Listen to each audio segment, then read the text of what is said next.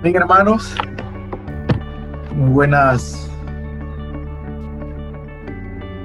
buenas noches. Dios me lo bendiga a todos. En realidad, siempre es un privilegio poder hablar de la palabra de Dios y profundizarlo, porque el primer reto de estudiar la Biblia es analizarnos nosotros mismos y, y practicar la palabra de Dios nosotros mismos.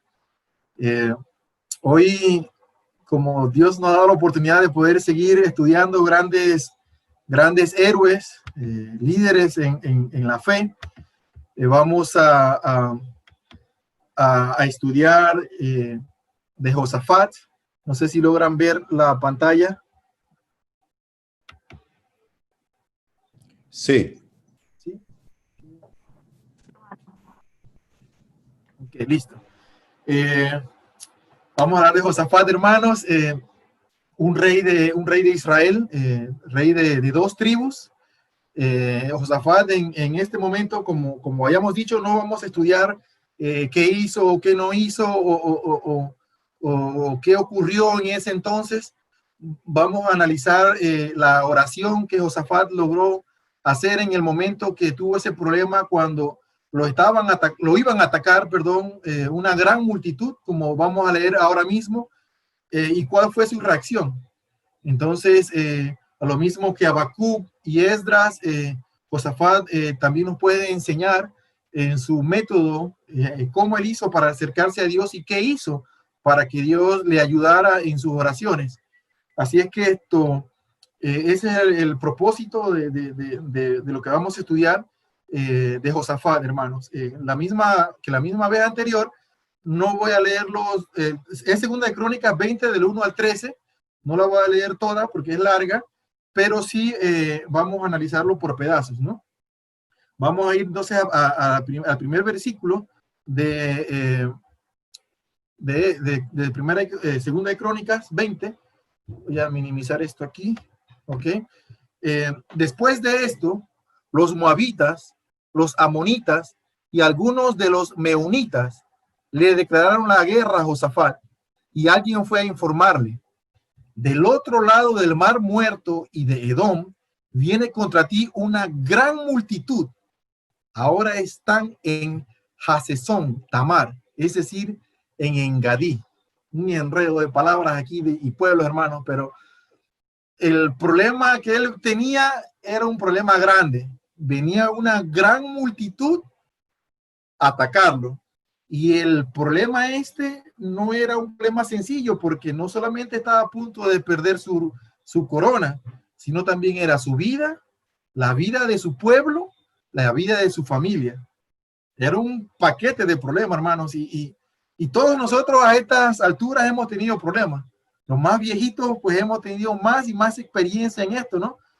Y a veces cuando nos dicen, mira, se murió un familiar, o mira, tienes esta enfermedad, o estás a punto de perder tu casa, o mira, perdiste tu trabajo, son problemas que a veces se nos montan encima y uno como que no sabe qué hacer, como que no sabe a dónde ir o cómo reaccionar a los problemas que normalmente encontramos en nuestra vida, hermano.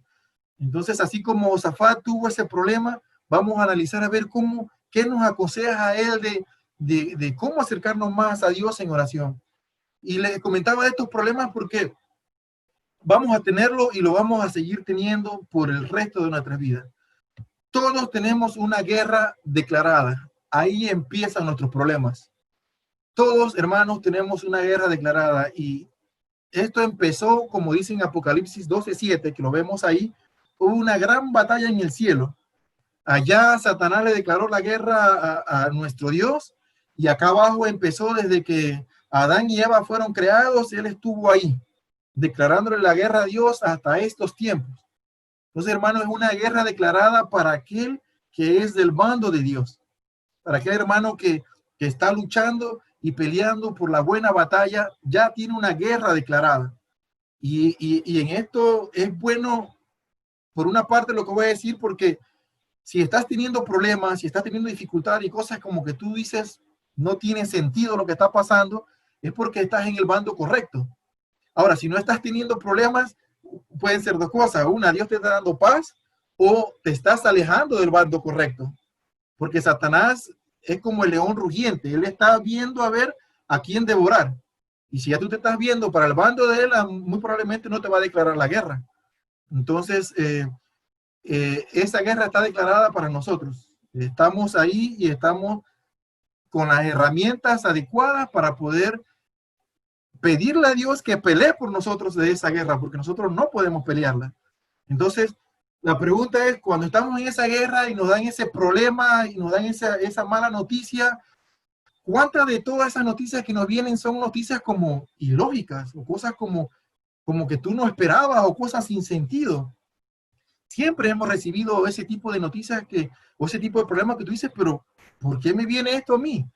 Y yo en lo personal tengo bastante que contarles del local, del negocio, muchas, pero para comentarles de una muy reciente, es por ejemplo un día de estos que Gonzalo pues me llamó para saber cómo estaba. Vengo, me desahogo y le digo, me pasó esto y lo otro, y en verdad ya no sé qué hacer porque siempre me salen cosas aquí que no tienen sentido. Y me dice, bueno, ¿sabes qué? Vamos a orar y vamos a ayunar. Y pusimos una fecha para orar y para ayunar. Y justo un día antes de que empecemos esa fecha, me empieza a mí la fiebre, me empieza la tos del virus, pues del COVID. Y entonces digo, bueno, aquí viene lo ilógico de todo esto, ¿no? Me viene un problema justo cuando quería pedirle a Dios la ayuda de todo esto. Entonces uno se pregunta, bueno, ¿qué tan grande es el problema que estamos teniendo en el momento? ¿Qué tan grande es la dificultad que voy a afrontar? Y Josafat estaba frente a una muy grande, grandísima, iba a perder todo. Entonces, cuando tenemos ese problema, ¿qué tan grande es? ¿Y quién puede con ese problema? Si yo no puedo, porque ese es el problema, cuando yo no puedo con eso o no tengo para resolver ese problema. Porque si a mí me dicen, tienes que pagar la mensualidad de la casa y tengo los $200 para pagarla, no es un problema. Pero si tengo que pagar la mensualidad del carro y no tengo el dinero, ya es un problema, ¿verdad? Entonces el problema justamente está cuando yo no lo puedo resolver, cuando hay algo en mí que no puedo tenerlo. Entonces Josafat nos dio una herramienta y una técnica que en lo personal, hermanos, a mí me llegó. En realidad me llegó mucho y la vamos a compartir. En el versículo 3 dice, atemorizado, Josafat decidió consultar al Señor y proclamó un ayuno en todo Judá. Los habitantes de todas las ciudades de Judá llegaron a pedir junto la ayuda del Señor. Entonces, aquí vemos un denominador común con Habacuc, Esdras, Josafat y otros líderes que vamos a mencionar. El miedo. Hubo miedo, estuvieron atemorizados. Entonces, a este punto de la vida, ya yo entiendo y se lo decía a mi hija y se lo sigo diciendo, el miedo es bueno. Es bueno que tengamos miedo porque el miedo nos está indicando de que algo va a pasar o algo está pasando que yo muy probablemente si no lo hago correcto me puedo equivocar, ¿verdad? Cuando yo le enseñaba a manejar a algunos amigos de la iglesia, yo le decía, tú nunca, cuando estás manejando, nunca pierdas la confianza, o sea, nunca abuses de la confianza y siempre ten miedo, porque muchas de las personas que se chocan es porque han perdido el miedo y tienen la confianza y van como si nada les va a pasar en el camino. Entonces el miedo te dice, hey, estás equivocado o mira, ten cuidado porque posiblemente te vas a equivocar. Entonces Josafat se atemorizó. Él estuvo atemorizado. Jesús mismo, en el Getsemaní, él vivió en carne propia el miedo. Él estuvo agonizando, agonizando, estuvo sudando frío de lo que él sabía que venía. Dice que la sangre le salía por el sudor, por los poros. Y hoy en día sabemos científicamente que eso es cierto, eso puede ser verdad. ¿Verdad? Eso puede ocurrir cuando hay una tensión muy grande en ti. Tú puedes sudar sangre porque estás tenso, hay algo, tu cuerpo está reaccionando a algo que viene y tú le tienes miedo a eso. Pero entonces aquí viene la diferencia. ¿Cuáles son tus reacciones? ¿Cómo tú reaccionas o cuáles son tus reacciones innatas cuando tú tienes ese miedo frente a ese problema que te va a venir. Entonces Josafat decidió consultarle al Señor. Josafat no se atemorizó y salió corriendo. Ay, ¿qué hago con la deuda? O ay, ¿qué hago con la casa? O ay, ¿qué hago con este problema? Él tuvo el miedo, sí, pero no perdió el control de todo esto. Y él decidió ir a consultarle a Dios. Jesús estaba con miedo, pero Jesús estaba de rodillas ante Dios, orándole y consultándole a Dios. Y la Biblia nos habla de un caso que nosotros conocemos con los ojos cerrados, que es el caso de Pedro y el caso de Judas. Pedro metió las dos patas, como decimos aquí en el buen panameño. Metió las dos patas, Pedro sintió miedo, sintió angustia, lloró amargamente. Pedro sabía que la había, como he dicho, como decimos acá, la derramó, ¿verdad? Pero en esa angustia y en ese miedo que Pedro tenía, Pedro tomó una buena decisión. Él quiso solucionar ese problema y Pedro a la final se acercó al Señor. Y el Señor lo restauró, el Señor le dio fuerzas y ya sabemos lo que Pedro fue entonces y lo que hizo Pedro. Judas lo mismo. Judas metió las dos patas, la derramó, como decimos, entregó a Jesús. Incluso Judas también quiso arrepentirse. Judas, él reaccionó al problema que él tenía. Judas, recuerdan, Judas fue y entregó las monedas. Y él dice, he pecado contra sangre inocente. Tengan este dinero. Judas devolvió las 30 monedas. Él quiso arrepentirse. Él supo que no había hecho bien. El miedo lo tomó, la angustia, la desesperación de que le había fallado a Jesús. Pero a diferencia de Judas, Judas no hizo como Josafat, no hizo como Jesús, no hizo como Pedro, no hizo como Habacuc, no hizo como Esdras. Judas no fue al Señor. Yo me imagino que si yo con un problema como este, yo digo, ¿sabes qué? Me voy de la iglesia. Si Judas hubiera dicho, voy donde Jesús a que me perdone, otro gallo cantaría en ese momento. O si Judas por lo menos hubiera dicho, voy donde uno de los discípulos con quien pasé 3 años y mira, la dañé, mira, traicioné al Señor, me voy a ahorcar. Muy probablemente los discípulos van a decir, mira, no hagas eso. El Señor es bueno, Él te va a perdonar, Él te va a ayudar. Pero Judas no lo hizo, simplemente Judas quiso reaccionar y resolver su propio problema a su manera. Y ahí es donde está el problema de cada uno de nosotros. Cuando nos dejamos llevar por el miedo de un problema grande y queremos resolver el problema a nuestra manera. Nuestras reacciones innatas no son como la de nuestros líderes. En vez de arrodillarnos y pedirle y consultarle al Señor, salimos y salimos a la calle a ver qué hacemos para resolver. Y aquí Josafat nos da una gran lección. Decidió consultarle al Señor. Otra lección que Josafat nos da, dice, y proclamó un ayuno en todo Judá. Un ayuno, hermanos, es algo que debemos prestarle atención a este consejo de Josafat. Él en su oración decidió agregarle un ayuno. En lo personal, yo digo que una oración solamente no va a cruzar el techo. Y menos si es una oración de 2, 3, 4 minutos. Una oración primero tiene que, antes de arrodillarse a orar, primero tienes que consultarle a Dios, leer su palabra, orar su palabra, meditar en su palabra, usar su palabra. Y en este caso, un ayuno. ¿Recuerdan cuando los discípulos estuvieron sacando demonios, sanando aquí, sanando allá, y curaban a las personas, y de repente se encuentran con era un niño, que sí creo, si no me equivoco, y no pudieron sacar ese demonio? Aquí también podemos darle un crédito a los discípulos. Los discípulos fueron hacia el Señor. Y el Señor que dice, ¿hasta cuándo su fe? ¿Hasta cuándo estaré con ustedes? Viene Jesús y saca el demonio y aparte los discípulos le preguntan, bueno, ¿y por qué no pudimos? Y Jesús le dice, esta clase de demonios, este tipo de demonios, este tipo solo sale con ayuno y oración. Este tipo quiere decir que hay demonios más fuertes y más poderosos que los que normalmente hacen por ahí las trastadas, como decimos. Entonces, si no le agregamos nuestro ayuno a los problemas grandes, hermano, quiere decir que puede ser que el demonio que esté haciéndote la vida imposible sea más fuerte que tu oración y que tu fe. Así les pasó a los discípulos, así nos puede pasar a nosotros. Josafat decidió consultar y ayunar para que Dios le ayudara. Ahora, un ayuno no es para doblar el brazo a Dios. Un ayuno es para decir, Dios, cuando siento hambre, mi cuerpo es débil.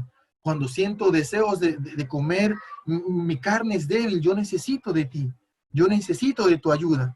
Para eso es un ayuno, para que Dios intervenga por nosotros y pelee esa batalla. Recuerden que esa batalla no es contra carne, no es contra el hermano, no es contra el amigo ni el vecino. La Biblia dice que esta batalla, esta guerra, es contra fuerzas espirituales que tienen mando, dominio y poder en este mundo de tinieblas. Entonces son demonios que están peleando allá arriba con los ángeles que Dios manda. Son demonios y nosotros no podemos con ellos, hermano. En realidad no podemos, pero cuando oramos y ayunamos y le consultamos a Dios, es Él quien pelea por nosotros esa batalla.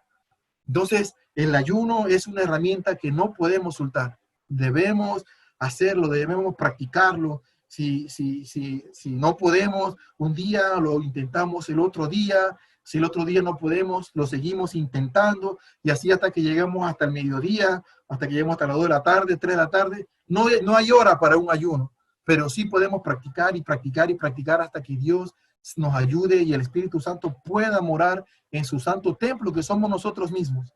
Entonces, aquí hay un punto, hermano, que Josafat nos está enseñando.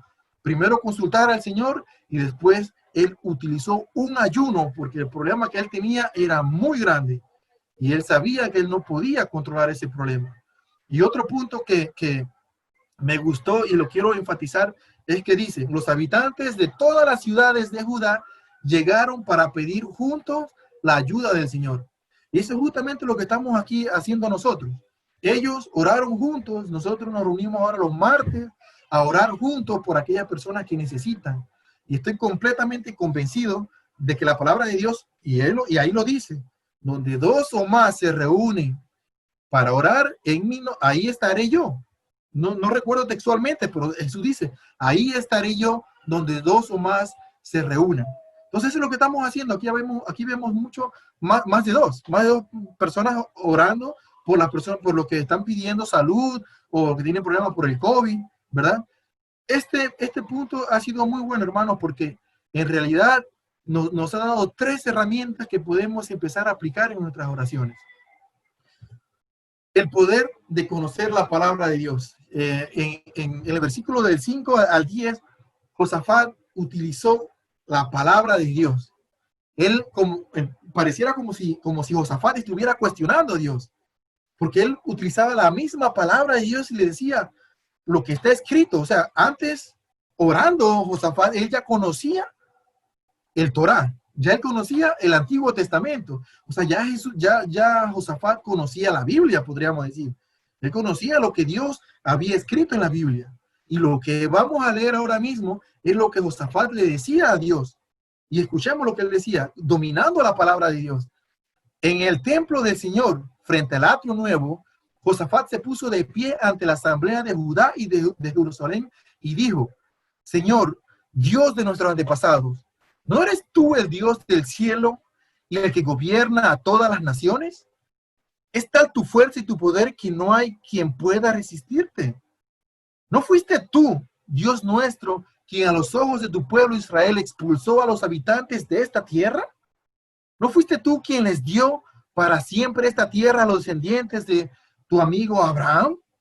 Él está utilizando la palabra de Dios aquí. Ellos la habitaron y construyeron un santuario en tu honor, diciendo, cuando nos sobrevenga una calamidad o un castigo por medio de la espada o de la peste o el hambre, si nos congregamos ante ti en este templo donde habitas y clamamos a ti en medio de nuestras aflicciones, tú nos escucharás y nos salvarás. Cuando Israel salió de Egipto, tú no le permitiste que invadiera a los amonitas, ni a los moabitas, ni a los del monte de Seir, sino que lo enviaste por otro camino para que no destruyera a esas naciones. Él estaba utilizando la palabra de Dios. Eso es como si, digamos, en estos tiempos yo cierro mis ojos y digo, Padre Santo, en tu palabra tú dices, no te preocupes por nada, sino preséntaselo todo en oración. Así me dices tú, mi Dios. O cuando también me lo dices, mi Dios, que dices que mira a las aves del campo, que no trabajan, no cosechan, no hilan, sin embargo, tú, Dios Todopoderoso, les das a ellos de comer, cuánto más a mí, que soy tu hijo, ¿verdad? Si nos ponemos a orar y citamos la palabra de Dios, le recordamos a Dios lo que Él nos prometió y nos recordamos a nosotros mismos que es su promesa. Y siento que eso a Dios le gusta porque recuerden que Dios dijo, voy a hacer un arco iris para que me recuerde de que no voy a inundar más la tierra. Dios puso un arco iris así y Josafat oró así. ¿Por qué no yo oro así? ¿Verdad? La palabra de Dios tiene dominio y poder. Como siempre y le he mencionado en las otras clases, es más cortante que una espada de doble filo. Y Josafat utilizó la palabra de Dios para preguntarle a Dios, ¿no eres tú esto? ¿No haces tú esto? ¿No hiciste tú lo otro? ¿Verdad? Siempre y cuando no nos pasemos un poquito como Job y que Dios no nos vaya a responder como le respondió a Job.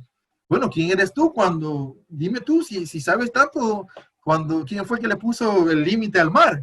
Pues hay que tener cuidado, ¿no? Cuando hablamos con Dios y le preguntamos.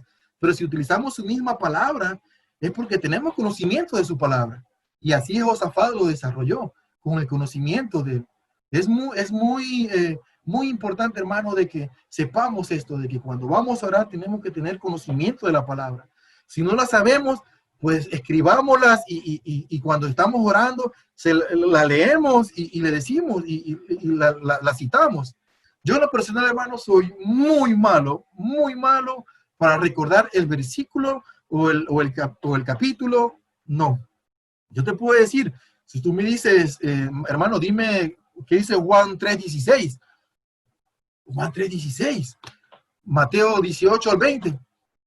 No sé, no sé. Pero te puedo decir, bueno, la gran comisión, ¿verdad? Y lo mando a todos para que bauticen. Entonces, no es que te la tengas que aprender el del versículo donde está, pero siempre y cuando la tengas presente y le puedas decir a Dios, Señor, tú dices en tu palabra esto, tú dices en tu palabra aquello, yo creo en tu palabra, yo creo en lo que tú dices. Es una buena herramienta cuando estamos orando ante los ojos y la presencia de Dios. Sigamos en el versículo 11, dice, mira cómo nos pagan ahora, viniendo a arrojarnos de la tierra que tú nos diste como herencia. Dios nuestro, ¿acaso no vas a dictar sentencia contra ellos? Nosotros no podemos oponernos a esa gran multitud que viene a atacarnos. No sabemos qué hacer. En ti hemos puesto nuestra esperanza. Todos los hombres de Judá estaban de pie delante del Señor con sus mujeres y sus hijos, aún los más pequeños. Si sabes lo que Dios te ha dado, lo peleas por derecho. Él estaba peleando su tierra porque él sabía a través de la palabra, a través de las escrituras, lo que Dios le había dado, lo que Dios le habría prometido, lo que Dios le había heredado. Si tú sabes que eres un hijo de Dios, tú oras como un hijo de Dios. Si tú sabes que tú eres herencia de Él, tú te comportas como tal. Trata de ser santo, trata de ser puro, trata de ser útil para Él, porque tú sabes cuál es tu herencia. La palabra de Dios te dice cuál es tu herencia. Tú lo peleas por derecho. Cuando oras, le dices, y Satanás te quiere meter en la cabeza de que tú eres un perdedor, de que tú no puedes, de que los problemas son más grandes. No, tú le dices, no, Dios me ha heredado a través de Jesucristo el cielo, a través de su sangre me lo ha dado. Reprendes a Satanás, o bueno, esas palabras lo usan el evangélico, pero le dices a Dios que te ayude en esto y que trabaje por ti en esa parte, ¿verdad? Pero tú conoces tu herencia. Y lo otro muy importante que debemos desarrollar, que dijo Josafat, es que simplemente no sé qué hacer. Tú te humillas ante Dios, te arrodillas ante Dios y tú dices, Dios mío, yo no sé qué hacer. Yo hoy tomé una decisión, hermanos. Yo realmente llevaba ya meses pensando qué hacer con el local. Y después de orar y ayunar y pensar y qué hacer, yo hoy tomé una decisión y la tomé, hermanos, con mucho miedo. pero la tomé. ¿Sabes qué? Porque yo le decía a Dios, Dios, no sé qué hacer. En realidad no sabía qué hacer. Hasta esta fecha no sabía qué hacer. Pero cuando analicé esto, hermano, tomé una decisión y la pongo en manos de Dios para que Él me ayude en lo que vamos a hacer de ahora en adelante. Así es que, hermanos, no está mal que tú no sepas qué hacer. Pónselo a Dios, es más, es bueno, porque te humillas más ante Dios. Agacha tu cabeza, te ayunas, oras y le dices, Dios, no sé qué hacer ante el problema que tengo, lo pongo en tus manos. Es un buen consejo que Josafat nos da también aquí para poder desarrollar nuestras oraciones. Y como extra, puse como extra porque el capítulo que me dieron para compartir era del 1 al 13, ¿verdad? Pensé, bueno, vamos a dar un extra, ¿no? No, no podemos irnos sin leer este versículo. La respuesta de Dios ante ese pueblo que se humilló, ante ese pueblo que oró en equipo, como una iglesia ahora en equipo, ante ese líder que supo reaccionar ante un problema, saber a quién buscar ante ese problema, como ese pueblo que supo que Dios podía contra esa multitud que venía. Dios le dio una respuesta, hermano, y les digo algo, cada vez que yo leía esa parte al final, se me hacía un nudo en la garganta. Hoy no se me va a hacer porque a veces los nervios que uno tiene no hacen que uno que profundice tanto la palabra más que lo que ha practicado y ha aprendido, ¿verdad? Pero este versículo, hermanos, a mí sí me llegó en el fondo del corazón. Y dice así, entonces el Espíritu del Señor vino sobre Jaasiel. Esas palabras se me dificultan leerlas. El Espíritu del Señor vino sobre Jaasiel, hijo de Zacarías y descendiente en línea directa de Benaías, Yeel y Matanías. Este último era un levita de los hijos de Asaf, que se encontraba en la asamblea. Y dijo a Jaasiel, escuchen, habitantes de Judá y de Jerusalén. Es como que dice, escucha, iglesia tradicional de Cristo. Escuchen, presten atención. Escucha también su majestad. Escuchen, miren lo que dice. Así dice el Señor. Así te dice en la palabra, así te dice en la escritura, así te dice cuando oras, así te dice el Espíritu Santo cuando quieres que te guíe. No tengan miedo ni se acobarden cuando venga ese gran ejército, cuando venga ese paquete de problemas, cuando venga esa dificultad, cuando venga esa noticia triste. No tengan miedo, porque la batalla no es de ustedes. La batalla no es tuya. Dice Dios, sino mía. Hermanos, les repito, no tengan miedo ni se acobarden cuando venga ese gran ejército, porque la batalla no es de ustedes, sino mía. Yo me quedo con eso, hermano. Termino con estas palabritas porque en verdad, al entender de que lo que nosotros vamos a atravesar en estos tiempos, en el pasado, en el presente y en el futuro, la batalla no es nuestra, es de Dios, porque son ángeles espirituales que tienen mando, dominio y poder, y eso solo puede Dios.